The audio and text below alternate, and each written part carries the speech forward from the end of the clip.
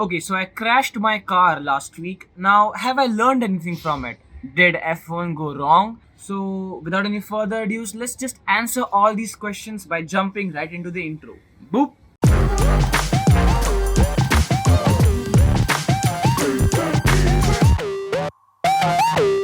And welcome to the ABHI podcast. Alright, so let's start by discussing the elephant in the room. Did I learn how to drive the car? Because in my last episode, I told all of you that I crashed my car. I also showed you the display of what happened to my car after the crash. It was a very traumatic experience for me. But have I learned? Well, the good news is I have. Because since the last time, I hadn't practiced driving for almost 2 weeks. But then my brother, my mother, my auntie, my uncle, they were all like, Abhishek, you don't lose hope.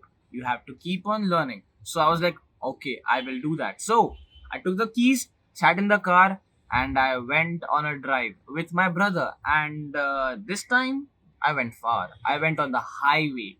I haven't been on the highway ever. Even in my driving class, the instructor only took me through the inside roads and not at high speeds. Always he had a control on the car. He had like, I would say, 80% of the control. I'm saying 80% because the steering and acceleration was in my hands and my at my feet.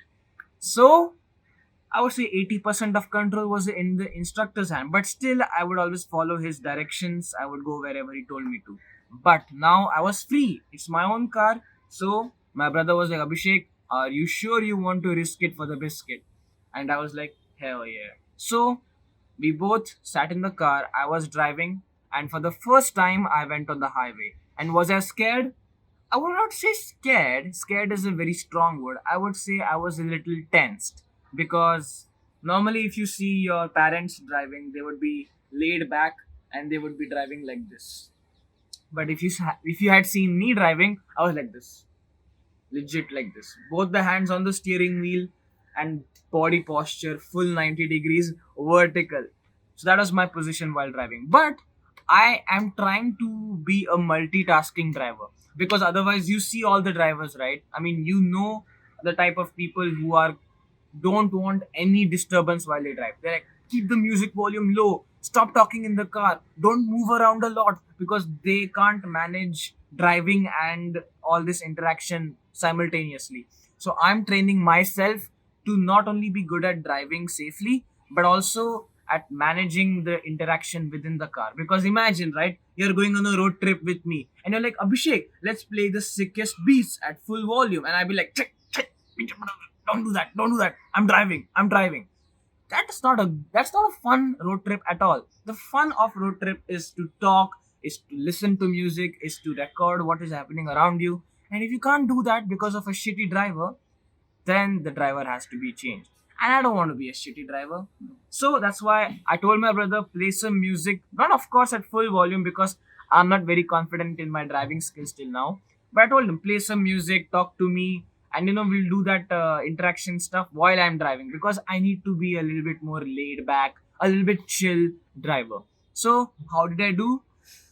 I would say I did on a scale of 1 to 10, I did about 6 out of 10 good driving. My brother, I asked him after our drive, did I do good? And he said, Abhishek, you did well.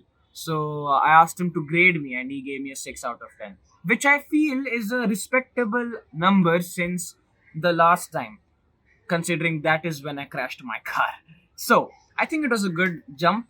And last night, not last night, again, I went to, now I'm driving alternate days because driving every day is too much. I don't have time to drive every day. So alternate days, and every time I go at night because night time is when the rush is minimum and least risk. So I can practice in my own time without stressing about other cars around me. There are still other cars on the road at night, but not as much as during peak hours. You know what I'm saying? You catch my drift. Right. So then now I'm practicing on the highway. But my uncle told me, Abhishek, if you want to be a good driver in Mumbai, it's not about how fast you can drive or how smoothly you can drive. It's about how good you are at maneuvering your car in tight spaces and maintaining awareness. because that is the main thing in Mumbai. Even if it's not your fault, you should always be aware, because 100% can be the other guy's fault. But if you are aware, you can avoid that from happening. Like last time when I crashed my car, all right, fine, I wasn't as aware as I should have been, but he dashed into me, right? And now if I hadn't panicked, I wouldn't have stepped on the accelerator, and the small dent wouldn't have turned into a big scratch. But as I panicked and as I lost my awareness, it turned into a big scratch. Otherwise, it could have just been a dent on the car. But we learn from the mistakes we make, right? So I went with my auntie day to day before yesterday, and with her I didn't go far, but I did go through tighter roads, the roads that I not don't normally go to, and those roads are super tight. Like there are bikes on this side, houses on this side. The road is super narrow, trucks and small cars parked literally on the street, so that you have only one car space to go. If you make even a slight adjustment too much, you could dash into a bike or a car. So I went through those roads, and I have to say I was pretty impressed by myself.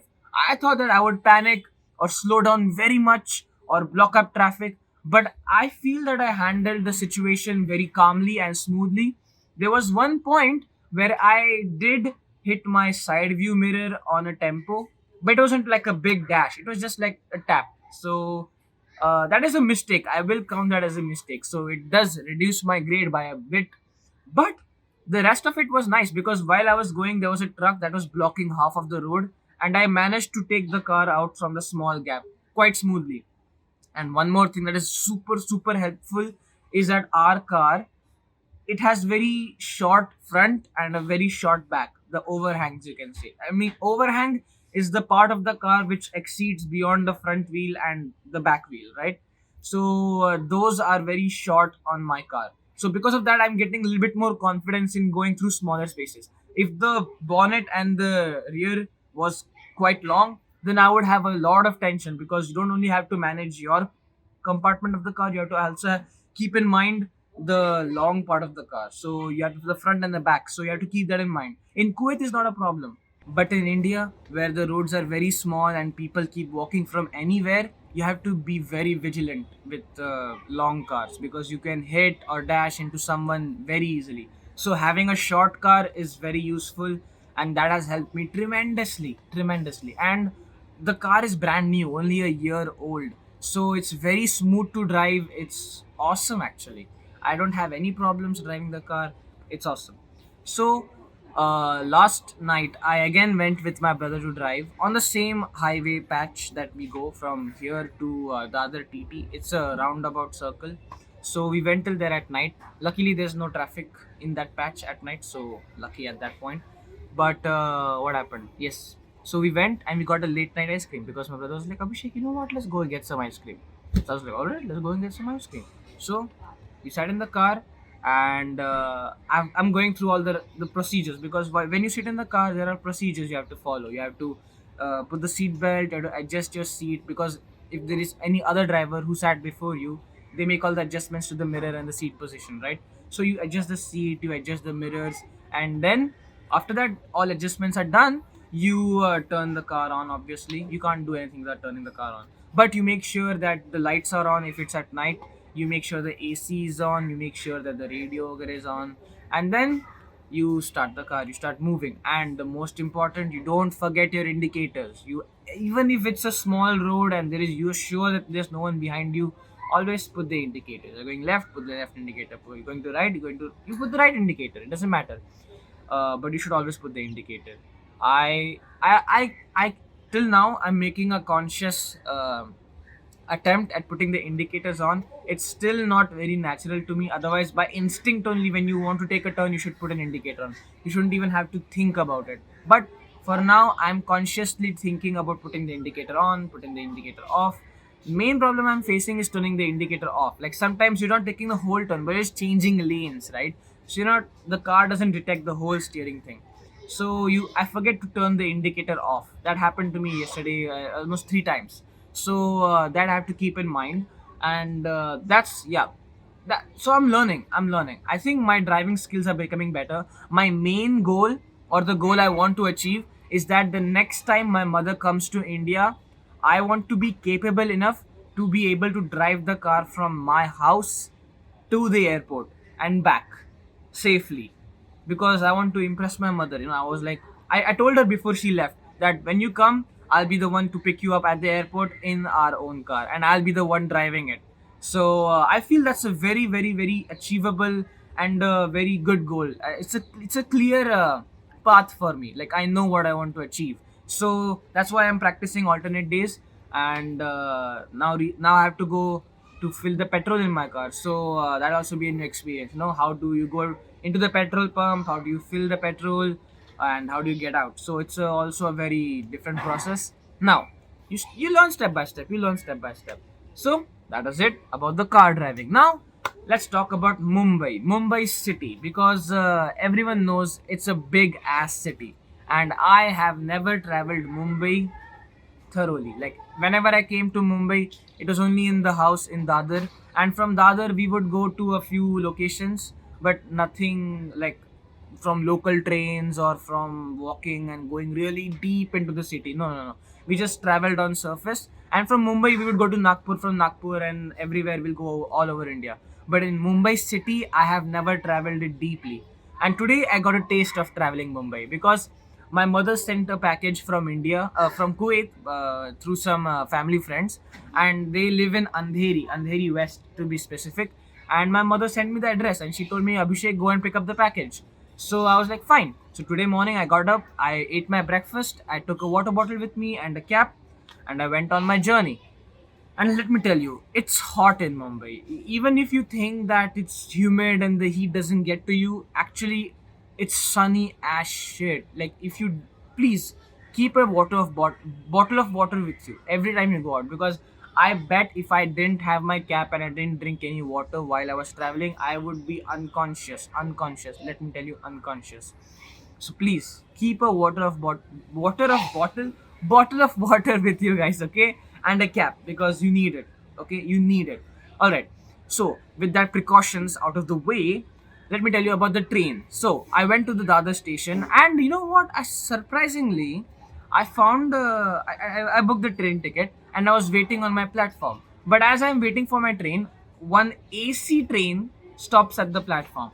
Now I'm thinking, whoa, that's new, because all the compartments had AC and they had automatic sliding doors, just like the London train, the London Underground trains. I was like, damn, this is some good stuff. But then I was about to climb in, and then the people were like not getting in. Like, there was like almost 50, 60 people on the platform with me, and only a few people got on the train. So I was like, what the hell? Why is no one going in? So even I didn't get in. Then a normal train came, and I got into it.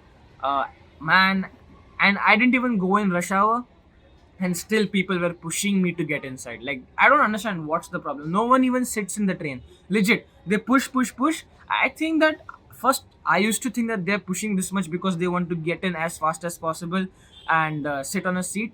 But actually, when they get in, they don't sit anywhere. They just stand. So I'm like, what the hell? But I think the main reason is because a train stops for like only maybe 15-20 seconds, and everyone has to get on quickly and everyone has to get off quickly. So that's a issue. That's why people keep pushing a lot. I remember one story from my childhood. Okay, I was going to Kalyan, and my mother was taking. I was maybe like 6 or 8 years old, and only me and my mother were there. So she booked the ticket, and we are waiting at the platform, right? So there's separate compartment for the ladies and a separate compartment for the men. And of course, we are going in the ladies compartment, right? But it was during rush hour, and my mother, she has been living in Mumbai almost for a majority part of her life, but she hasn't been traveling in the railway for so many years, so she also lost a little bit of touch. So we are waiting on the platform, and it was rush hour. Proper rush hour. Or maybe it wasn't, but I was so small that even that felt like the biggest biggest mosh pit ever. So we are on the railway station, and a lot of rush is there. The train comes, and people are literally hanging out of the train compartment. They're just literally hanging to each other. One person hanging to the pole, everyone else is hanging to that person. It looked like that to me. The train stops, everyone jumps out of the compartment. At the same time, everyone is rushing in, and the doors are this narrow, and there is a pole in the middle. So the amount of space you actually have to get in is almost this much. Only one person can get in at a time. Two people if you really squeeze it. So 60, almost 100 people are getting, 100 ladies are getting into this small as tight as door. People are coming out, people are going in at the same time. Everyone is doing this at the same time. My mother holds my hand tightly and pulls me into the train compartment. Legit, she smashes through women, like she squeezes them and she pulls me into the compartment, right? But what happened is that as she's pulling me with my right hand, my left hand is free, right? So as I'm going in, the pole that is in between the entrance gets stuck on my elbow. I'm getting pushed from the back, so the pole is pushing against my elbow and I'm getting squeezed. I like start crying, ah! But no one can hear me because the train is making the sound, the people are making noise, there is just noise from everywhere, so no one can hear shit. Somehow I managed to pull my hand out of that gridlock, but then I look at my hand, it's fully red. I was like, oh my, it was paining so much.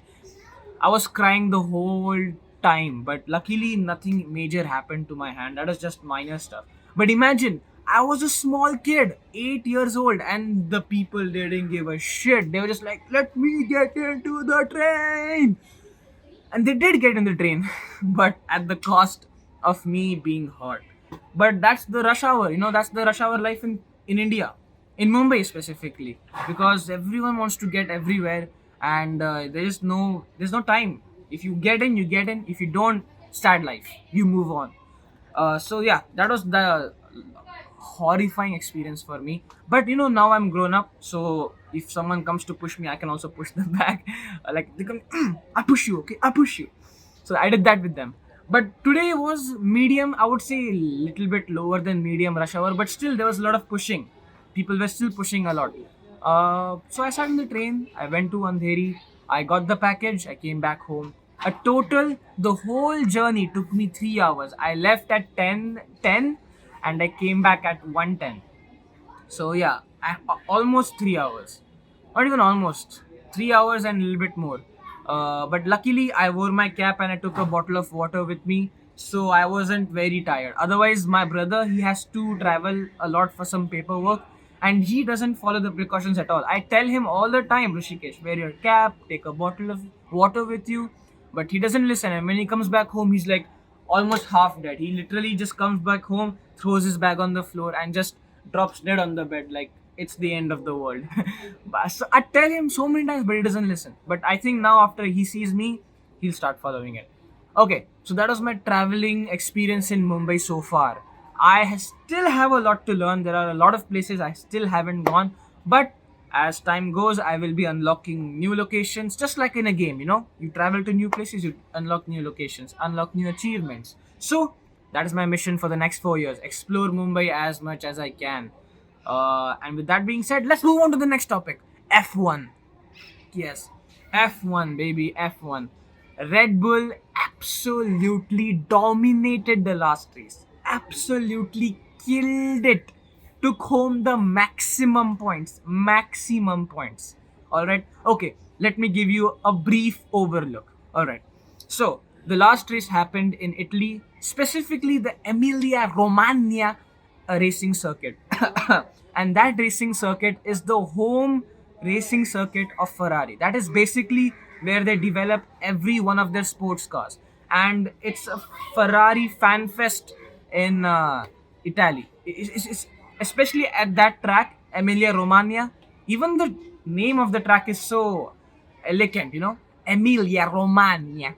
So that track and that the whole atmosphere over there was just Ferrari, and people were really cheered up because Ferrari has been dominating for the past three races, and the fourth race is on their own home turf. So people are like, yes, this time Ferrari is going to win, and they were showing really good pace throughout qualifying, throughout practice, so people were very excited. Now, F1 introduced this new concept called a sprint race. So a sprint race is basically 100 kilometers racing distance without any stops, without any interruptions. You just proper race. So what happened in that? Well, Red Bull came top. Red Bull came on top in the racing. In the sprint, Max Verstappen took P1, Charles Leclerc took P2. Sprint race, to be honest, was super exciting because of these new regulations. These cars are following each other very closely, and with DRS, that is drag reduction system, they can overtake each other very not easily, but they have more opportunity because in the previous cars there was a lot of turbulence behind the car that is leading you. So, for example, I am in Red Bull, and you, the viewer, is in a Ferrari, but the old spec. So, if I am going and there's no one in front of me, I'm getting the clean air, right? But behind my car, there is a lot of turbulence, and these F1 cars are really, really dependent on wind and aerodynamics. So, a lot of turbulent air means you get less downforce, less traction, less support. So, that means the car just following you behind starts waving a lot and goes back. It's not easy to follow, at least at this much distance. Maybe this much distance is easy, but this much very hard. So they changed the regulations, and now the cars are able to follow this much distance quite easily. Overtaking is still not possible without DRS because the last race, because it was raining, the stewards they decided that DRS will not be enabled because it's so DRS wasn't enabled, and we saw one of the most boring races in F1 because Max Verstappen completely dominated the whole race. From lap 1, he was in the first position. The most exciting race happened between Checo Perez and Charles Leclerc. Charles Leclerc had a bad start, so he lost 3 positions in just before entering the first turn. So he had to make up a lot of space. But as his car is fast, he was able to overtake them very quickly. But when it came to Checo Perez and Charles Leclerc, both of them have almost identically matched cars. So they were purely racing on their driver skill level. And I have to say, it was a fun match between these two, but Max Verstappen was just coasting the whole race. Like, he had no one behind him, no one in front of him. He was just sailing, sailing, sailing. He was just coasting. He was like, yeah, yeah, yeah. And the sad part, oh, I mean, not even sad. It's just like a salty part. That is last year, because of this happened because of last year. Last year, Lewis Hamilton and Max Verstappen were literally going elbows out, fighting with each other on each and every race. There was a lot of clash between them and a controversial winning. So there was bad blood between them. Even though they don't show it on the face and they don't speak of it in the media, everyone knows that there is bad blood. So this year Mercedes was like, we're going to win. Everyone is like, Mercedes was like, we're going to take our championship back. But they have not delivered a good car. I mean, of course they are Mercedes, so at some point they will bounce back. But for now, their car is very, very off pace. It's lagging behind a lot compared to Red Bull and Ferrari. So in this race, Max Verstappen had so much lead on Lewis Hamilton that he lapped him. I'm not kidding. Max Verstappen lapped Lewis Hamilton. Now, if you guys do not know what lap means, let me tell you.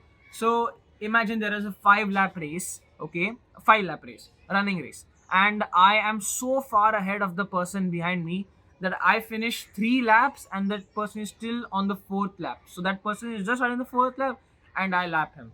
So, I have a 1 lap lead on him. So, that's called lapping.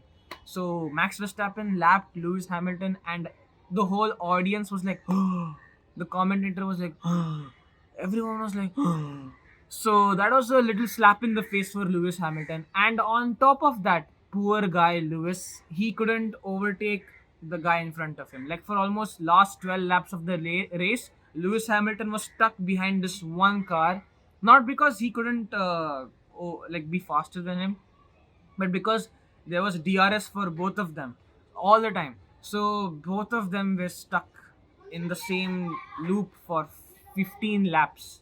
And that was the worst race I feel in Lewis Hamilton's career since 12 years. Like, honestly, this was the worst race he could have had. But on the other hand, Max Verstappen and Checo Perez, they smashed it. In the sprint race, there's 8 points for the person who comes number 1. Max Verstappen got 8 points. In the main race, he came first, so he got 25 points. He got the fastest lap, so he got an extra point. So 26 plus 8, that is 34 points he took home with him. And that's the maximum points any driver has ever gotten on a single weekend. And on cherry on top, Checo Perez came P2 in a row in the previous race. That is where in Melbourne, All right, there also Checo Perez came P2. Here also Checo Perez came P2.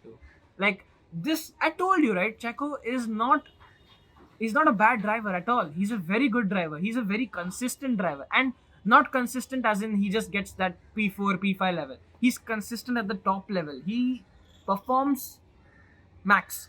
He performs max. I bet in Saudi Arabia, Checo could have won the race. But because of some bad luck, he couldn't win and he came P3 or P4. But otherwise, Checo is a very super driver. I feel that in the coming years, if Red Bull keeps him, and I think they should, because there is no other driver like him who can perform so consistently. Even with this learning curve, he can still put out such epic performance. I feel that in the coming years he could be a title competitor with Max Verstappen. Like he could actually go head to head with his own teammate for world championship.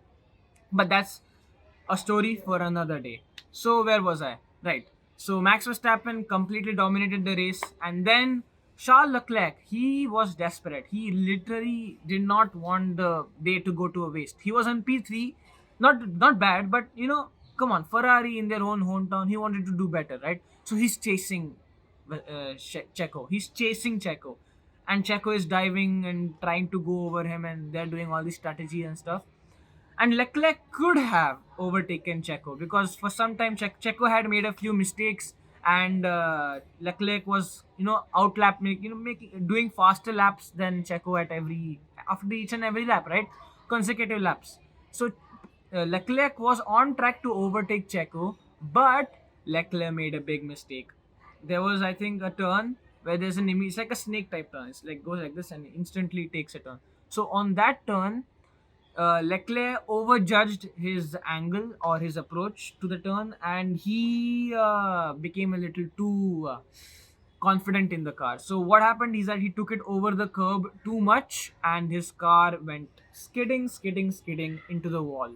And because of that, he went not only from P3, he went from P3 to P6. He lost 3 positions, and at the end, he only came home with like two points, and he was very disappointed. He could have come home with 12 points, but now he only comes home with 2. And his championship lead decreases from 40 to 27, 21 now.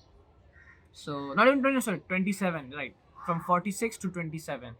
Now, it is still a good lead, but it's not if you want to stay and win the championship, because 23 race season.